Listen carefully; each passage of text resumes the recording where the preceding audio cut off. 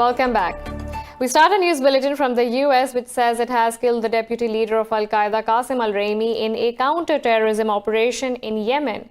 In a White House statement, President Donald Trump said the killing further degrades the movement. Trump's statement says al-Raymi was the leader of Al-Qaeda's Yemen branch and a deputy to its leader, Ayman al-Zawahiri. He said, under al-Raymi, the group committed unsociable violence against civilians in Yemen. The president said the US and its allies are safer after this killing. He said the Pentagon will continue to track down and eliminate terrorists who want to harm the US.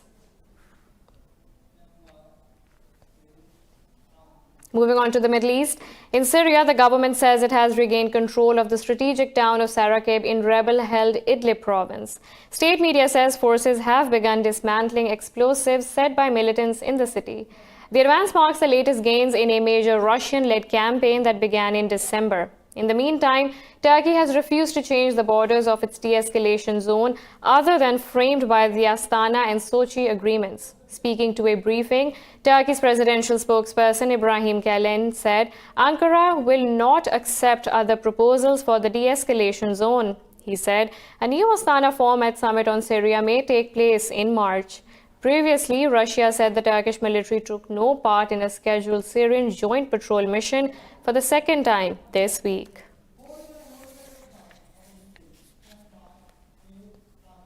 Meanwhile, the world's chemical weapons watchdog has criticized former inspectors who leaked confidential papers. The documents question the body's findings about a chlorine attack to the city of Douma in Syria. The Organization for the Prohibition of Chemical Weapons said the two inspectors are not whistleblowers. The OPCW head Fernando Araya said inspectors A and B are not whistleblowers without mentioning their names. He said they are individuals with their views which are not supported by evidence. In April 2018, chlorine gas was used in an attack on Douma, which was confirmed by the chemical watchdog. Despite the conclusion, claims continue to circulate that the chemical attack was staged. The reports were further fueled by leaks from individuals who claim to be OPCW employees.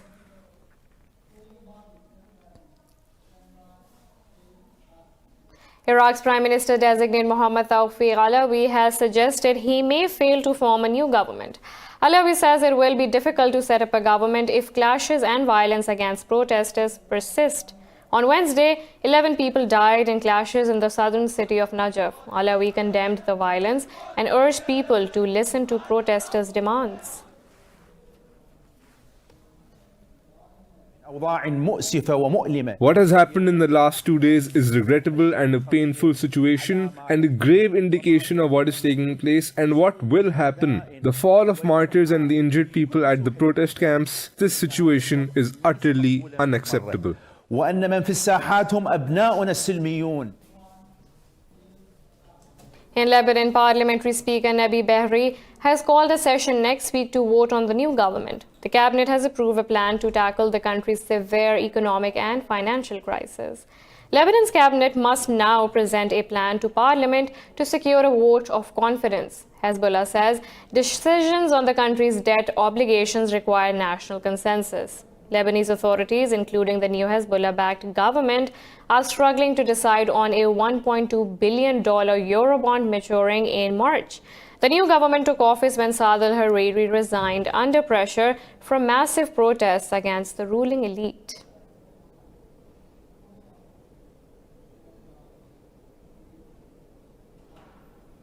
The death toll from the new coronavirus has jumped to 636, with over 31,000 people infected in China.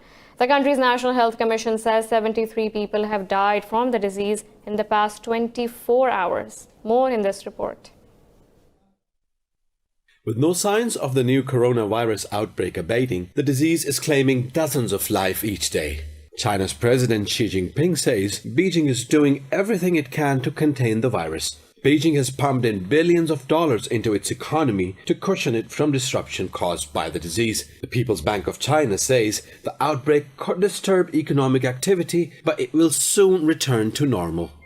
We think that the epidemic situation may cause disturbance to China's economic activity in the first quarter, but after the epidemic is brought under control, the economy will return quickly to potential output.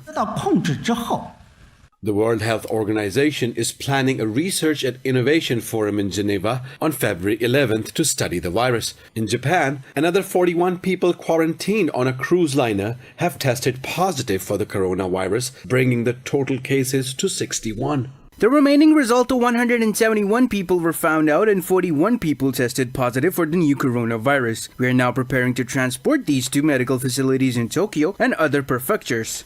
In the meantime, the Chinese doctor who first warned of the coronavirus has died from the disease. Li Wenliang was one of a group of whistleblowers who passed on information to his friends about the outbreak in December last year.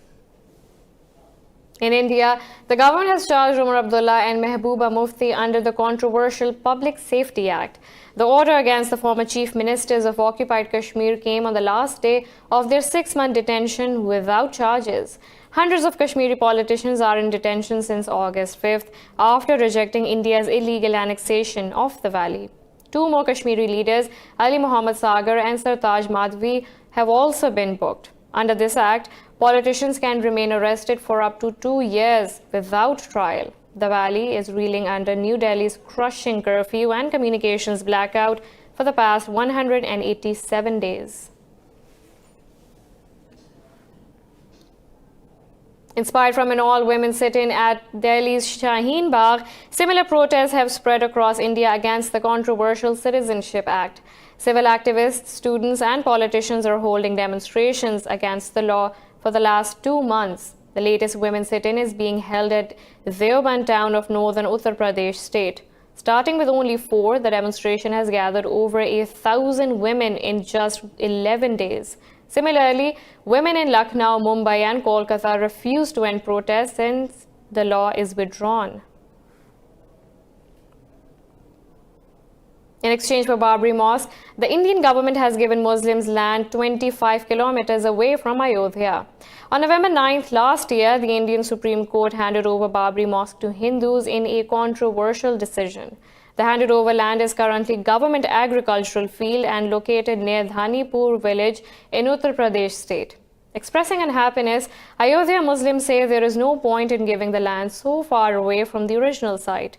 Hindu fanatics destroyed Babri Mosque in Ayodhya, Uttar Pradesh in 1992, starting riots which claimed 2,000, mostly Muslim lives.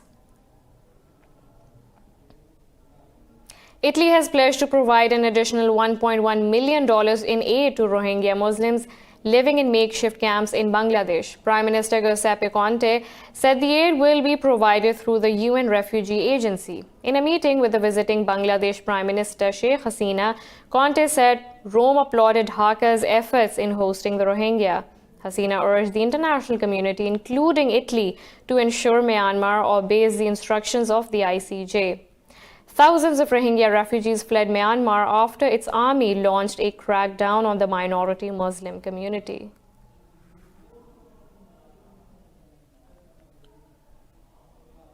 In Ireland, voters go to the polls tomorrow to decide who should lead the government in Dublin. It will be the country's first general election since February 2016. Under Ireland's electoral system, voters choose a group of lawmakers to represent their area in Parliament. Voters can specify their second and third choices to allow votes to be transferred to remaining candidates until vacant seats are filled. On February 4th, leaders of Ireland's 3 largest parties clashed in a final TV debate. Fine Gael leader Leo Varadkar said it was a change election, warning voters not to back Fianna Fáil or Sinn Féin. The leaders of both parties rejected Varadkar's criticism.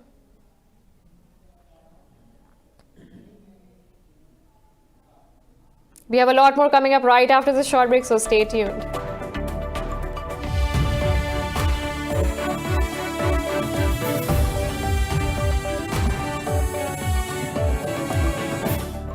Welcome back to your news bulletin.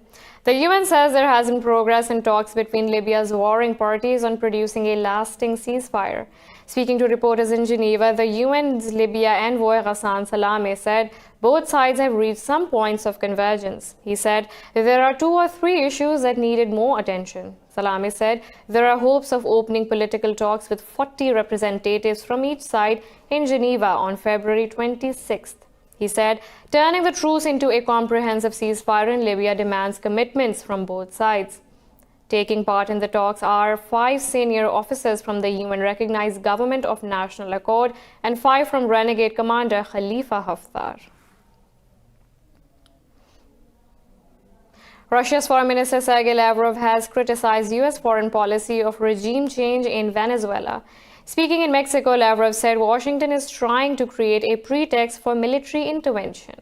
Russia and the United States have repeatedly clashed over Venezuela, where oil companies and military continue to support President Nicolas Maduro. Lavrov extended Russia's support for Maduro, saying Washington's attempts to remove him were useless and counterproductive.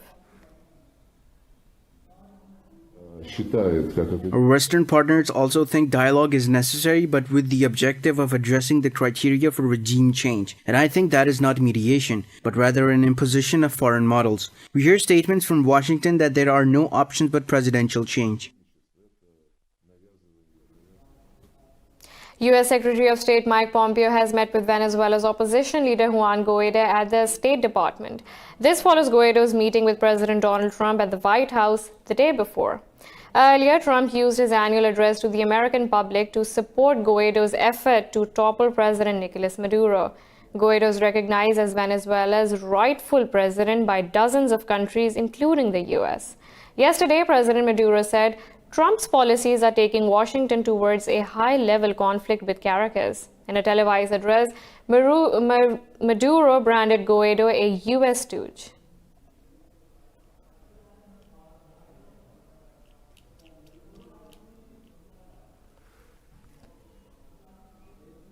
In Nigeria, the death toll from the Lassa fever outbreak has risen to 47. The country's Center for Disease Control, the NCDC, says there have been 365 confirmed cases of acute viral hemorrhagic fever. Last week, the NCDC reported 41 deaths in 19 of the country's 36 states since the beginning of the year. But it said 23 states have now been affected by the outbreak.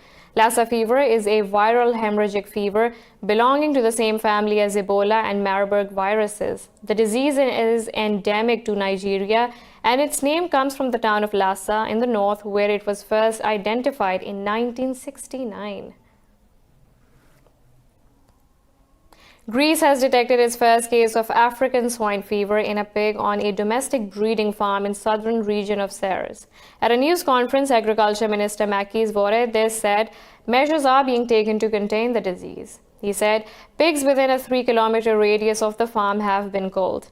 The minister said trading pork from Ceres has also been banned. African swine fever has spread to Eastern Europe in recent years. The pace at which it has spread has alarmed governments and pig farmers.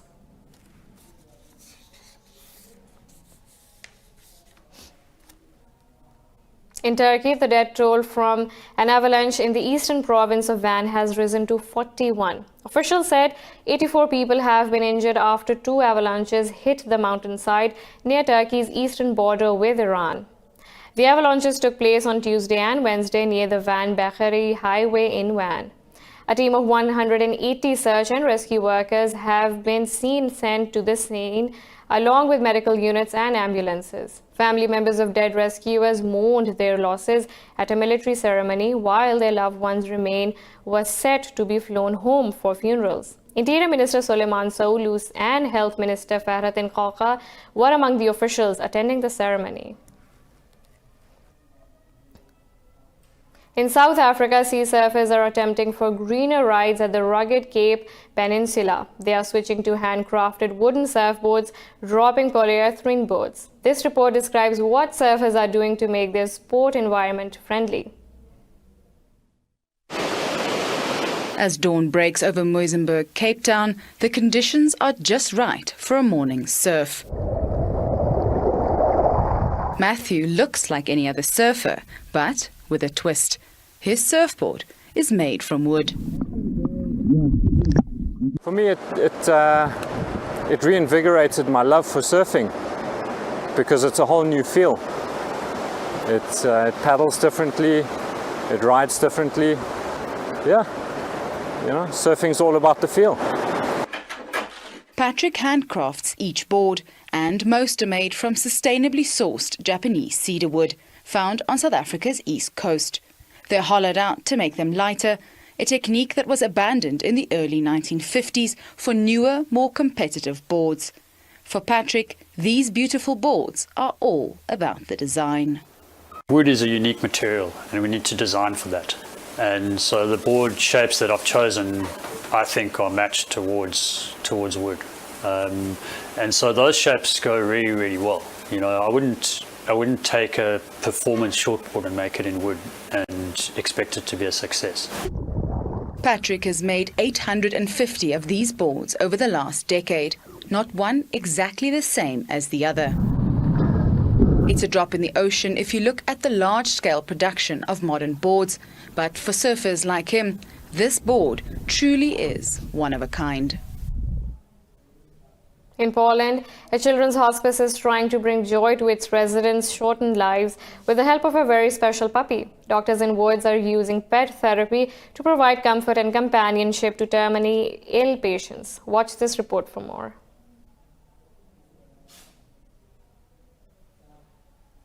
Two-month-old French bulldog Havana has begun a career as a therapy dog at a hospital for critically ill children. It was brought in mainly for Zuzia, a deaf and blind girl, and a boy named Ignacy, who suffers from Menkes syndrome. The little companion soon became a source of joy and excitement for the other patients. Most of the children who live in the hospice home are children who cannot communicate verbally, so we communicate with them through touch. Havana performs really well here because Ignace relaxes when Havana is sleeping by his feet. They can sleep together for many hours. The idea of adding a puppy to the staff came from Natalia Pasiachnek, head of the hospice, who also specializes in dog therapy. Every resident at the hospice went through an allergy test before doctors gave the go-ahead to the idea. I was with my Boston Terrier at a therapy dog training, and there was a woman there who had a French bulldog who was, in fact, peaceful and well-adjusted. And I think these types of dogs perform well in dog therapy as dog therapists, especially with children who are sick and not in direct contact with others. Like every other staff member, Havana will be fully trained, this time to become a fully certified therapy dog once she reaches the age of 1. For now, she spends most of her time sleeping and playing with the patients. Asian markets are trading lower following 3 sessions of broad gains as investors await the release of China's January trade numbers. The rising debt toll by the new coronavirus and its consequent economic damage put a lid on the week's sharp rally. Mainland Chinese shares traded lower with the Shanghai and Shenzhen composite shedding over 0.5%. Japan's Nikkei 225 registered marginal losses, while Hong Kong's Hang Seng dipped almost 1%. South Korea's Kospi has shed over 1%. Oil prices are up 0.22%, extending gains from yesterday. The steepest weekly slide in the yen since October has been paused.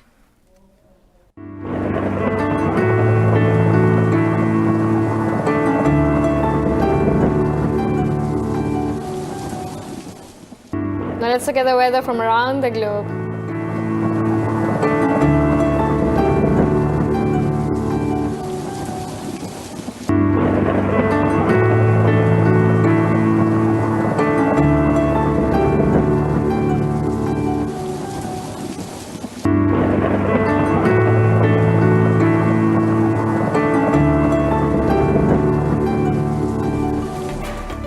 This is all for now. For the latest updates, you can follow us on social media at indus.news.